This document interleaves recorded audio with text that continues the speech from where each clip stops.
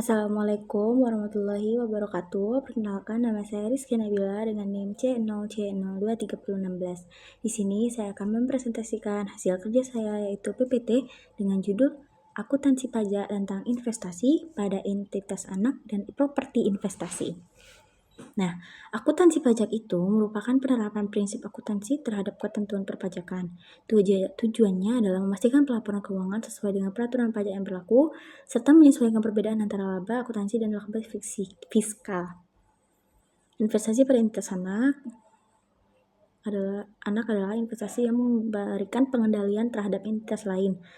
Menurut PSAK 65, pengendalian terjadi ketika investor memiliki kekuasaan, exposure terhadap imbal hasil, dan kemampuan untuk mempengaruhi imbalan hasil tersebut. Dalam konteks pajak, investasi ini berimplikasikan pada perlakuan fiskal terhadap dividen dan laba konsolidasi.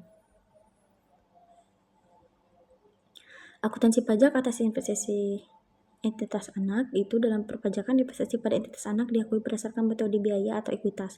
Perbedaan di metode akuntansi dan fiskal dapat menimbulkan beda temporer yang diakui sebagai aset atau liabilitas pajak pertangguhan sesuai PSAK 646.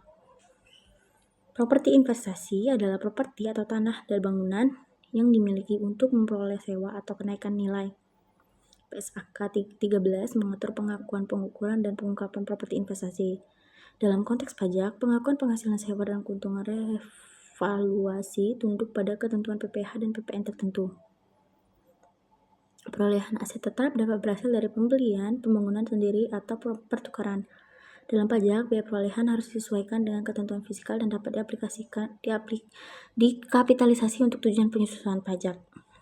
Penjualan aset tetap dapat menimbulkan laba atau rugi yang diakui secara fiskal.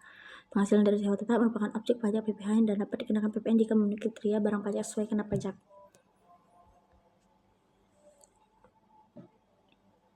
Penyusunan menurut akuntansi dan pajak dapat berbeda.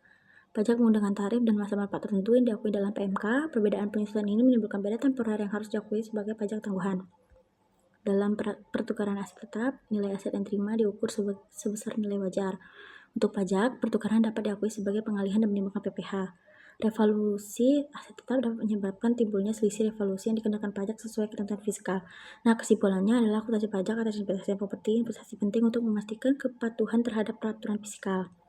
Perbedaan antara standar akuntansi dan ketentuan perpajakan harus diidentifikasi untuk pelaporan pajak yang akurat dan transparan.